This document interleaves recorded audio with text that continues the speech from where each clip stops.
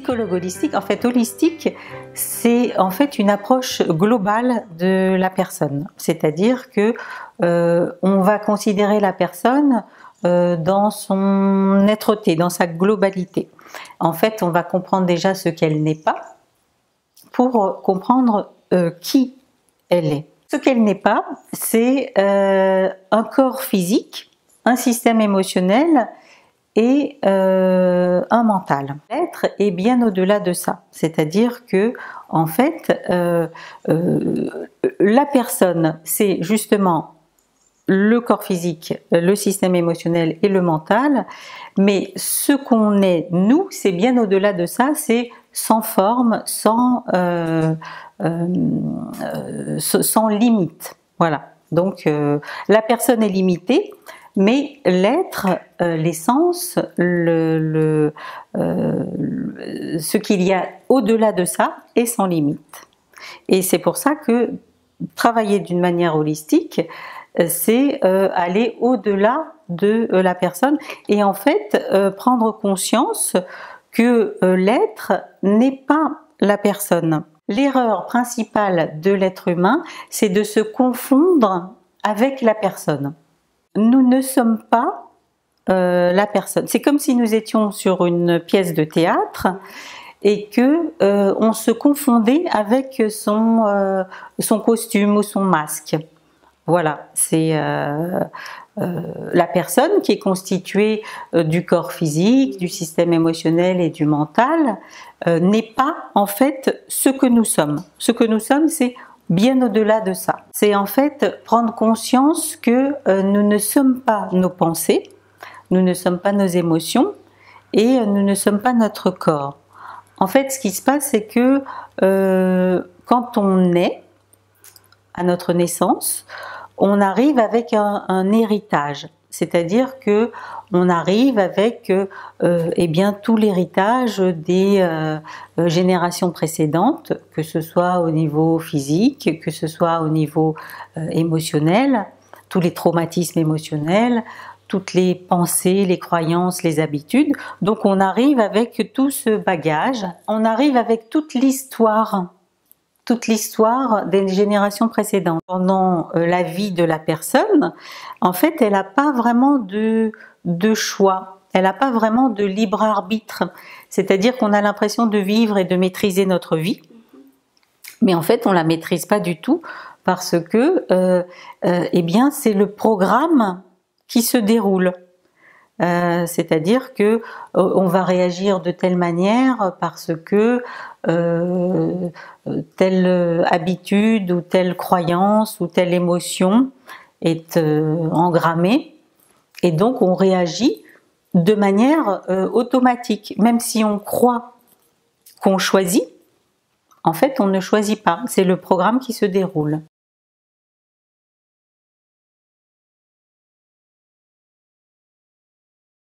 Mon approche, c'est d'aider justement les personnes à prendre conscience qu'elles, en fait, de se libérer de ce conditionnement, de l'observer dans un premier temps, d'accueillir ces comportements, et justement, ça permet de s'en libérer et de vivre, eh bien, libre de ce conditionnement et de pouvoir exprimer ta véritable nature, ta véritable essence, de rayonner ce que tu es, sans cette matrice, sans ce conditionnement qui te limite dans des peurs principalement. Et donc en observant chacune des peurs, en observant chaque comportement, donc en posant un regard d'observateur sur soi-même, eh bien on prend conscience de tous ces automatismes qui nous font tourner un petit peu en rond comme la roue du hamster, et c'est comme ça qu'on s'en libère progressivement. Comme si en fait on devenait un petit peu un parent pour soi-même. En fait c'est poser un regard un peu distant, d'observateur sur sa personne, et en fait devenir un parent dans une observation bienveillante. Se prendre un petit peu dans les bras soi-même, poser un regard de douceur, voilà, dire bon voilà, j'ai eu ce comportement, j'ai ressenti ça, j'ai ressenti de la frustration, de la rivalité, ou de la peur, ou de la colère, et en fait, eh bien, se pardonner, en fait, de ressentir ça et pas s'en vouloir, justement.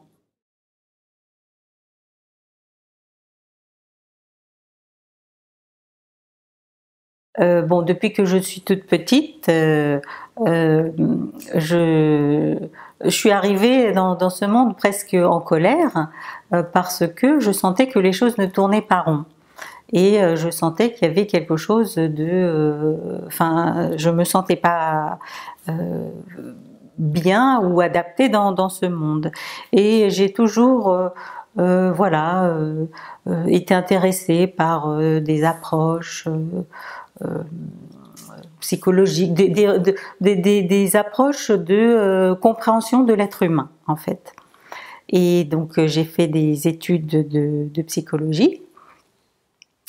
J'en ai fait mon métier. Et il y a quelques années, je suis tombée sur un livre qui s'appelle Un cours en miracle. Et ce livre m'a en effet profondément touchée et profondément transformée, parce que en fait je l'ai lu pendant 3 ans. Je l'ai travaillé pendant 3 ans parce qu'il y a des exercices dedans à faire. Donc j'ai fait ces exercices pendant 3 ans, et en fait ça m'a complètement changé. Ça a d'abord changé tout mon système de croyances, toutes mes habitudes, c'est-à-dire voilà, croire que ce monde est le vrai monde, ça c'est une croyance. Eh bien, ça a complètement chamboulé ça, parce que du coup, j'ai compris que, en fait, nous vivions quelque part dans un rêve, et que ce monde-là était un rêve, et que la réalité était au-delà de ça.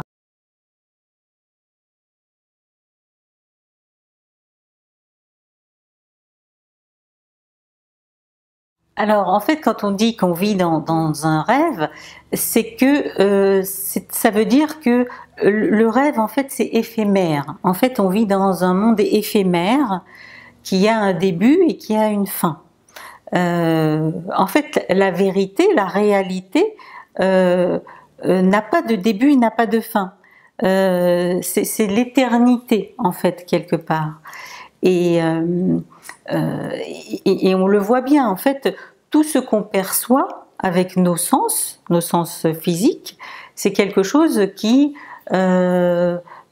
disparaît, qui change, qui va, qui vient, rien n'est stable, en fait. En fait, la vérité est au-delà de ça. C'est au-delà de ça.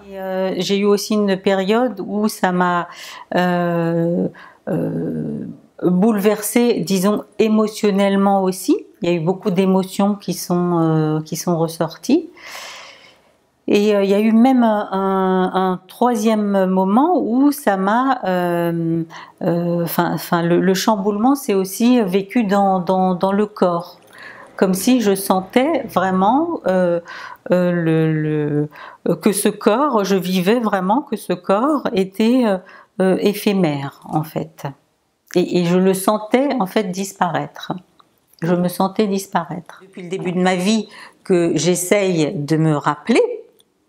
Et là, je me suis rappelé cette vision des choses, et de ne pas retomber dans le rêve de l'éphémère, parce que dans ce monde, tout est fait pour te faire oublier qui tu es. Tout est centré sur la personne, sur le corps physique, sur les émotions, sur le mental. Tout est conditionné, les gens y vivent, voilà, métro, boulot, dodo, enfin tout est, voilà. Donc c'est facile de retomber dans la personne et dans le rêve éphémère à chaque fois.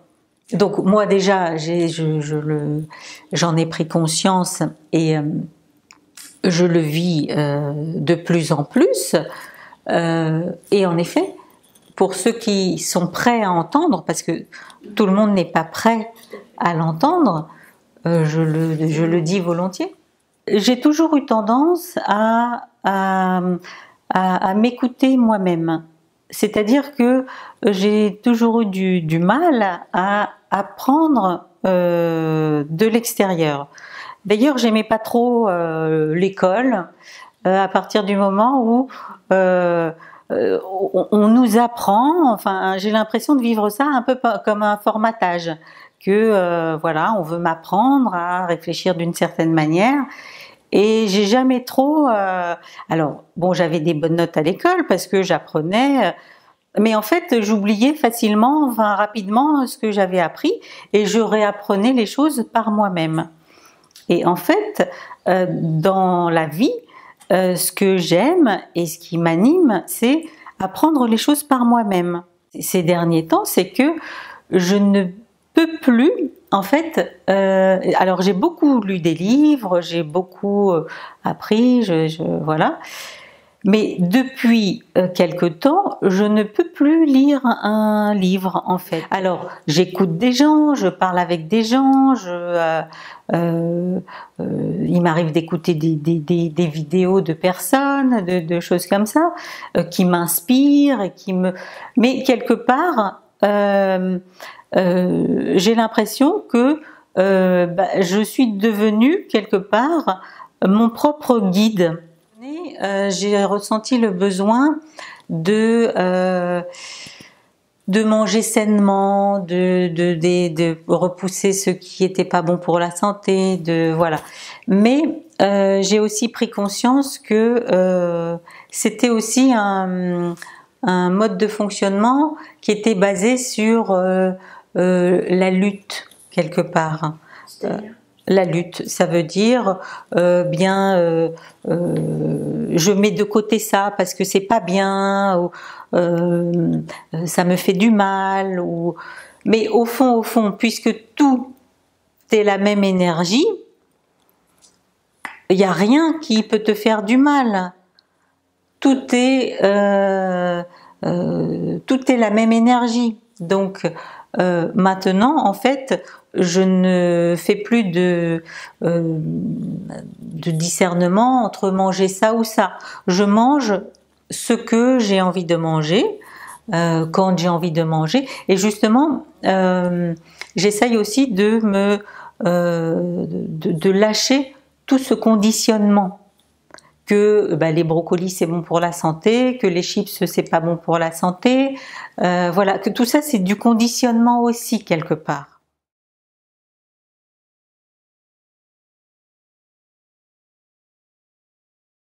Comment on fait la différence entre ce qui est motivé par le mental, ou je dirais plus les peurs ou le conditionnement, ou par notre essence? Eh bien, c'est quand tu fais quelque chose ou quand tu veux faire quelque chose ou quand, eh bien, pose-toi la question de savoir est-ce que ce que je fais c'est motivé par de la peur ou est-ce que c'est motivé par de l'envie, de la joie de faire cette chose-là. C'est la peur en fait de ne pas être aimé, de ne pas être considéré, de vouloir plaire aux autres, la peur d'être jugé, tout ça c'est de la peur. Et toute cette peur-là, eh bien, elle découle d'une chose, c'est en fait de s'être confondu, de s'être identifié à la personne. C'est la peur qui fait qu'on fonctionne comme ça en tant qu'automate, en mode survie, et qu'on ne vit pas réellement sa vie. C'est ce qu'on appelle le conditionnement. C'est tout cet héritage de peur, donc d'émotions traumatisantes, de pensées limitantes, Voilà, c'est se croire limité, en fait.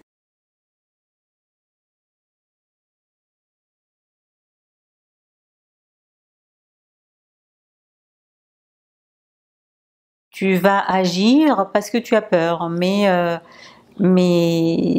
à qui revient le bénéfice? Souvent, on maîtrise les personnes en leur faisant peur.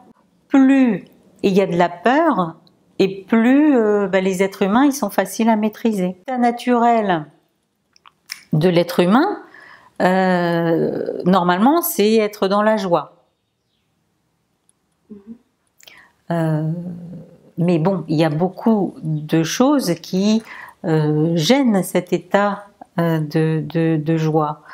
Il y a donc ce mental qui rumine, il y a ces émotions qui reviennent, mais tout ça ne nous appartient pas, n'appartient pas à cette personne. C'est un héritage qu'elle a reçu, un conditionnement qu'elle a reçu des générations précédentes et qui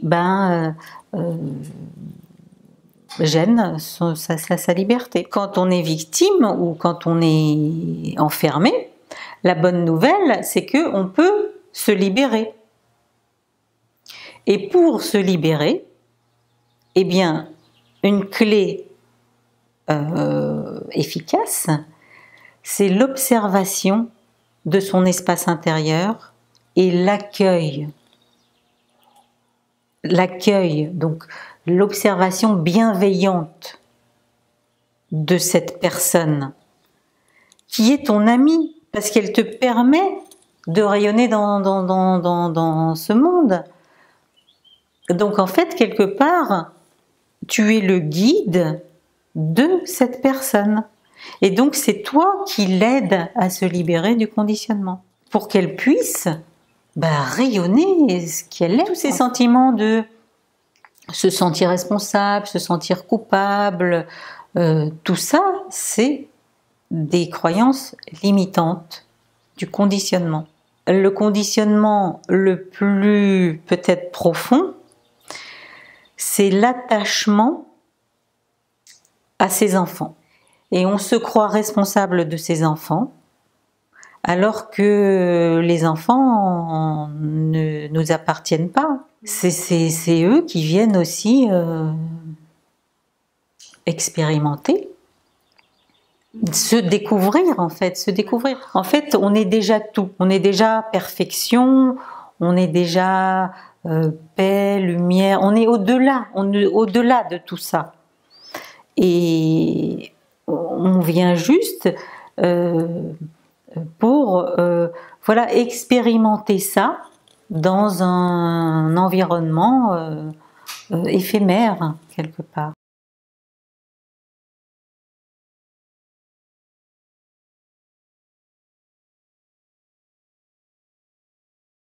Ce qui fait souffrir, c'est d'avoir oublié que nous ne sommes pas cette projection matérielle.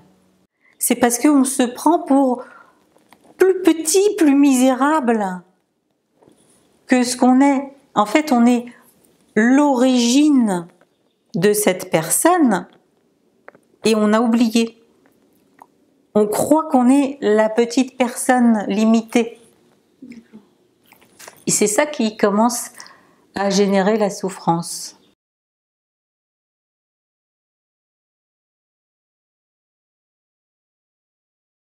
Quand on s'est identifié à la personne et qu'on a oublié qu'on s'était identifié à la personne et qu'on a oublié qu'on avait oublié en plus,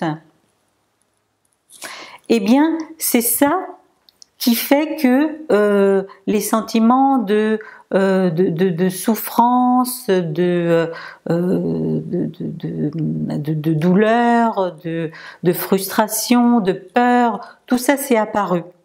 Et c'est en fait, quelque part, c'est ça la lutte qui s'est développée. C'est-à-dire que, voilà, on a commencé à à ressentir qu'on était limité.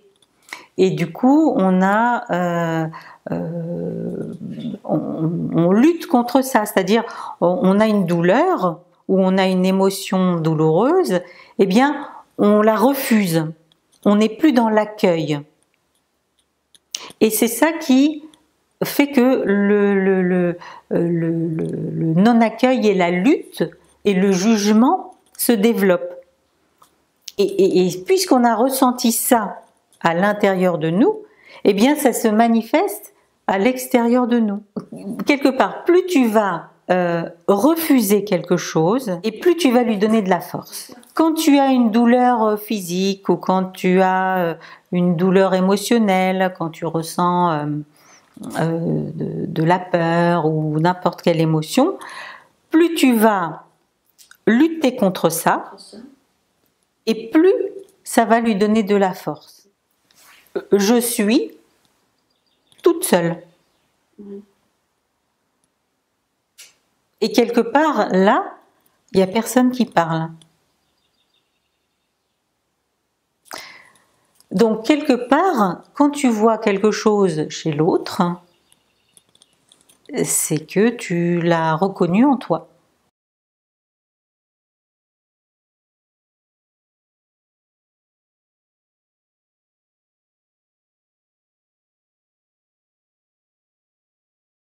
Exactement.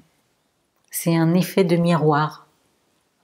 Et on se reflète toutes ces émotions, toutes ces pensées, ça passe de l'un à l'autre. Voilà.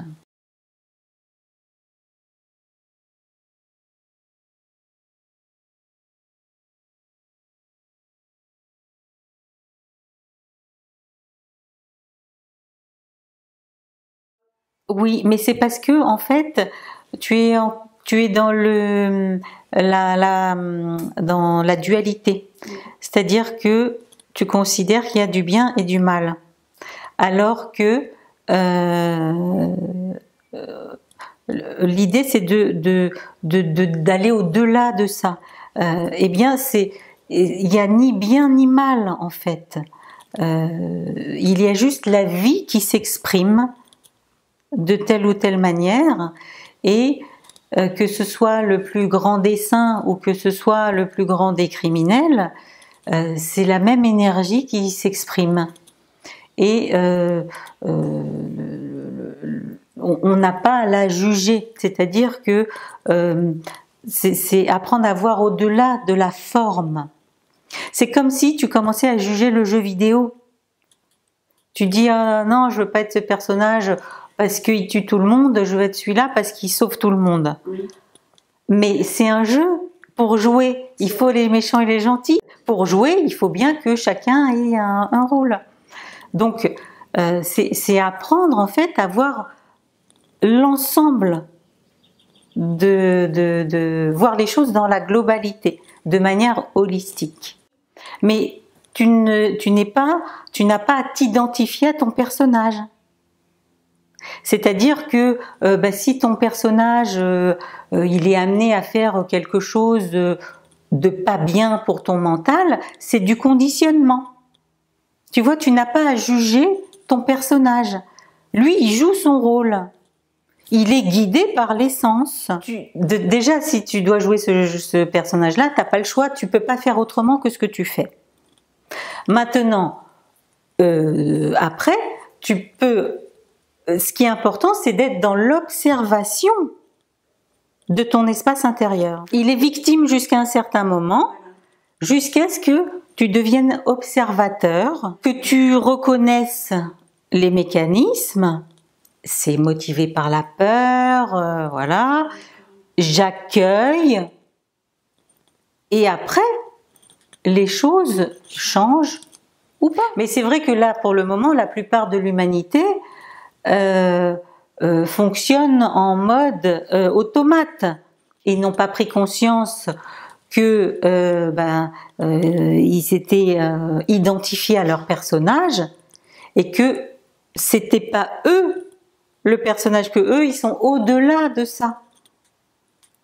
Et donc ils fonctionnent voilà, dans le conditionnement. Le secret, c'est de redevenir comme un enfant, c'est-à-dire simple, authentique, naturel, spontané, de ne pas ne pas accumuler des savoirs extérieurs, des connaissances extérieures, des concepts, des principes. En fait, depuis tout ce temps, j'ai défait tout ça, parce qu'on arrive tous avec ce sac à dos. Et le jeu, quelque part, c'est de se libérer de ce sac à dos pour pouvoir enfin vivre. C'est pour ça que j'aime bien parler d'observation bienveillante. Je dirais que le meilleur moyen d'être libre, eh bien, c'est de s'enseigner soi-même. Et grâce à tout ce cheminement, tout ce chemin, que en fait tu comprends au bout d'un moment qu'il n'y a pas de chemin et que tout est déjà en toi. Et que en fait la clé, eh ben, elle est bien cachée en toi. Et que le secret, c'est de devenir observateur de ton espace intérieur. Au bout d'un moment, ben, tu t'aperçois que y a rien à chercher dehors, parce que tout est dedans.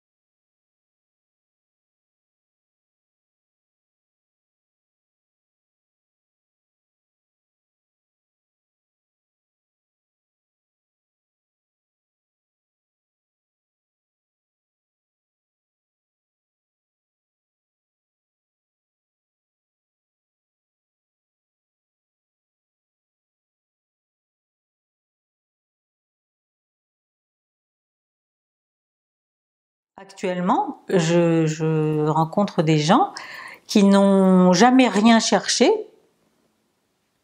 et qui vivent cette prise de conscience sans avoir rien cherché. Tout d'un coup, là, ils sont dans la nature et puis ils vivent qu'ils sont l'arbre, ou ils vivent qu'ils sont ces fourmis. Tu vois, en fait, ils prennent conscience que en fait, ils sont partout parce qu'ils sont l'arbre, ils sont cet animal, ils sont ce brin d'herbe, voilà. Et ils prennent conscience que en fait, ils sont l'énergie qui anime tout ce qu'il y a autour de soi, sans avoir rien cherché. Parce que quelque part, chercher, c'est un peu une démarche intellectuelle, c'est une démarche mentale. C'est pour les personnes qui ont un mental qui pédale. Mais tu as des personnes qui arrivent au même résultat sans démarche mentale.